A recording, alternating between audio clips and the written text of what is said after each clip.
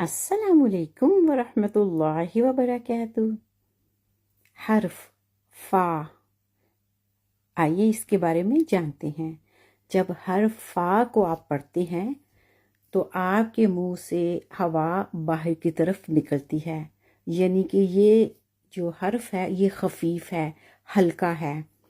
For example, جب آپ غبارے میں ہوا بھرتے ہیں نا تو غبارہ بھاری ہو جاتا ہے، جب اس سے ہوا نکلتی ہے تو وہ خفیف یعنی ہلکا ہو جاتا ہے۔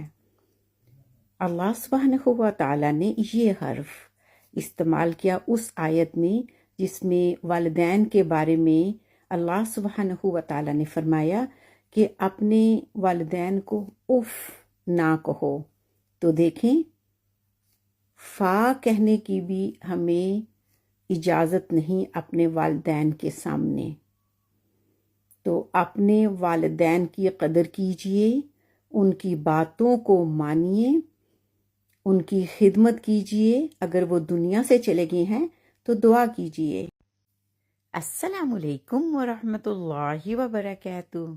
سوال: قرآن پاک میں اللہ سبحانہ و تعالیٰ نے بہنوں کی محبت بھائیوں کے لیے ایک نبی کے ساتھ اس کا ذکر فرمایا، تو آئیے جانتے ہیں۔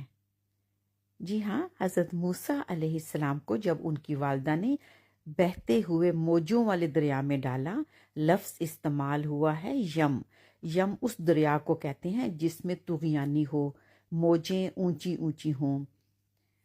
تو جب حضرت موسیٰ علیہ السلام کو اس دریا میں ڈال دیا تو کون ان کے ساتھ تھا؟ ان کی بہن، جو کہ کنارے پہ چل رہی تھی۔ موسیٰ پانی میں تھے اور ان کی بہن کنارے پہ تھی، اس فکر سے کہ کہیں میرے بھائی کو کچھ ہو نہ جائے، اور ان کے ساتھ ساتھ چلتی رہیں، حالانکہ حضرت ہارون علیہ السلام بھی اس وقت تھے۔ یہاں پہ اللہ سبحانہ تعالیٰ نے فوکس کیا کہ بہنوں کی محبت بھائیوں کے لیے بہت زیادہ ہوتی ہے۔ شکراً۔ آج کا سوال: روح اور جان میں کیا فرق ہے؟ آپ کو ایک مثال سے سمجھاتی ہوں، سب کلیئر ہو جائے گا۔ آپ نے غور سے سننا ہے۔ حضور اکرم صلی اللہ علیہ وآلہ وسلم کی حدیث مبارکہ ہے، نیند موت کی بہن ہے۔ نیند میں کیا ہوتا ہے؟ آپ کی روح نکل جاتی ہے جسم سے۔ آپ نے غور کیا؟ روح نکل جاتی ہے لیکن جان باقی رہتی ہے، جس سے آپ کا دل دھڑکتا رہتا ہے، آپ کی موومنٹس ہوتی رہتی ہیں، آپ ڈر جاتے ہیں، چونک جاتے ہیں۔ تو یہ جان ہے، روح آپ کی نکل گئی۔ اب غلط فہمی یہ ہوتی ہے کہ جب روح نکلتی ہے تو جسم پہ موت واقع ہوتی ہے۔ ہرگز نہیں، بلکہ اس کا الٹ ہے۔ جب جان باقی نہیں رہتی، دل دھڑکنا بند ہو جاتا ہے، تو آپ کی روح کو نکال لیا جاتا ہے جسم سے، تو آپ کا وصال ہو جاتا ہے۔ شکراً۔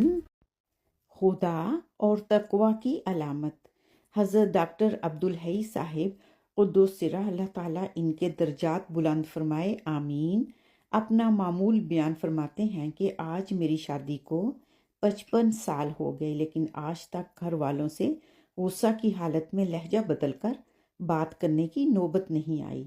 لوگ کرامت اس کو سمجھتے ہیں کہ کوئی ہوا میں اڑنے لگے یا جلتی ہوئی آگ میں سے گزر جائے، لیکن حقیقی کرامت یہ ہے کہ میاں بیوی کے درمیان اتنا قریبی تعلق ہونے کے باوجود 55 سال اس طرح گزرے کہ کبھی اہلیہ سے لہجہ بدل کر غصے کی حالت میں بات کرنے کی نوبت نہیں آئی۔ خود حضرت ڈاکٹر صاحب رحمۃ اللہ علیہ کی اہلیہ محترمہ فرماتی ہیں کہ ساری عمر حضرت نے مجھے کسی کام کرنے کا حکم نہیں دیا، مثلاً کبھی پانی پلانے کو نہیں کہا، یہ کام کر دو، وہ کام کر دو، بلکہ میں نے اپنے شوق سے کوئی کام کیا تو کر لیا۔ یہ اہتمام کہ کبھی بیوی سے لہجہ بدل کر بات نہ کروں، یہ اس وقت تک نہیں ہو سکتا جب تک دل میں خدا کے خوف کا پہرا نہ ہو، تقوی کا پہرا نہ ہو، اس لیے کہ یہ کام نہ تو پولیس کرا سکتی ہے، نہ عدالت کرا سکتی ہے۔ شکراً۔ السلام علیکم ورحمۃ اللہ وبرکاتہ۔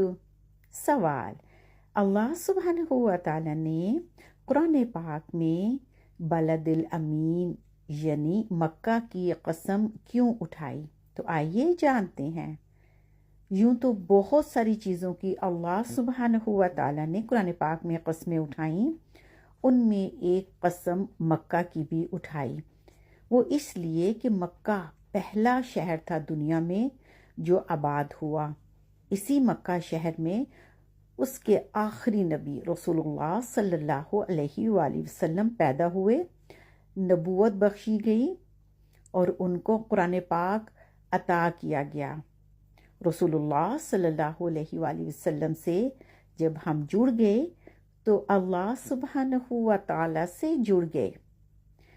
दोनों से जुड़ने के लिए हमें कुरान पाक को सीखना और समझना है।